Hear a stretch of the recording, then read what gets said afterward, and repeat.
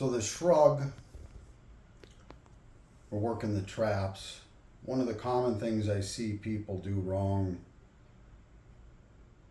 it isn't 100% wrong, but not optimal, is just standing up straight and trying to shrug, straight up. You want to be standing with decent posture.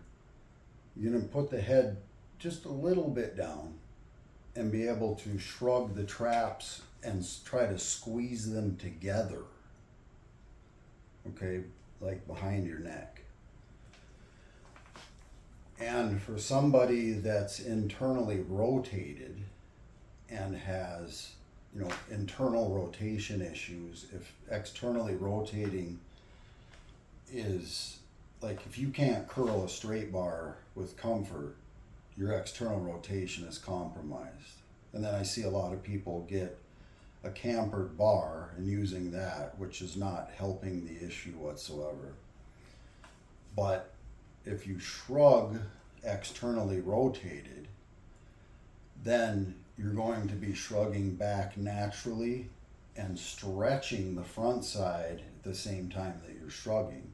So depending on your issues, if you don't have an internal rotation issue, just do a regular shrug.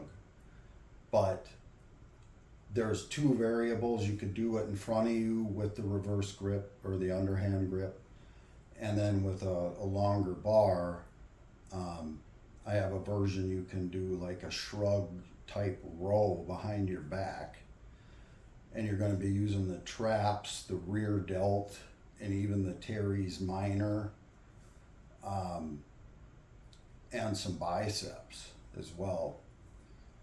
And that's turned into one of my favorites because I, was internally rotated and I hit the rear delts hard, but I can feel I'm externally rotated and I can feel the front delt stretching and my pec stretching as well at the same time. But I'm just gonna show an example of a regular shrug right now for people that, hire me for consultations or coaching for a month or two or a year, whatever. I can get into the more in-depth stuff like that. But the regular shrug, the shoulders are going to come back and up, not just the head up and then just shrug straight up type thing. We're trying to squeeze those traps together, okay? And I'm going to use a full 41-inch band because I'm going to be at the top of the movement, unlike something like a deadlift. So I can just use a larger band at the full length. Go ahead. So my foot plate placement is similar to the deadlift because at the top of it, it's basically you're at the top of a deadlift. And again, always center the band on the hooks, hook grip. Once we get to the top here, I'm not going to lean back. I'm going to come forward just a little bit. Make sure my footing's good. I'm going to let this stretch. When I come up, I'm squeezing behind. I'm bringing the shoulder back and squeezing that trap up behind, trying to squeeze them, like touch them together.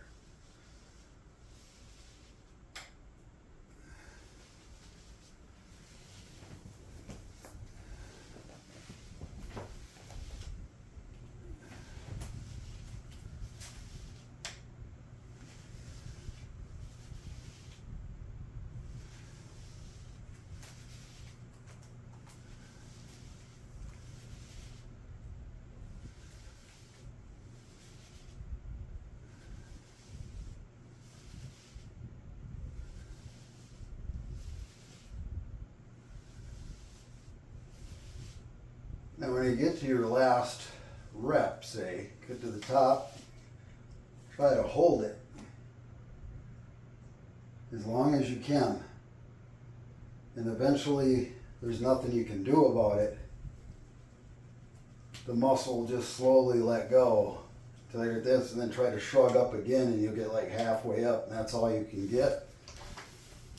And you know at that point the trap is completely exhausted.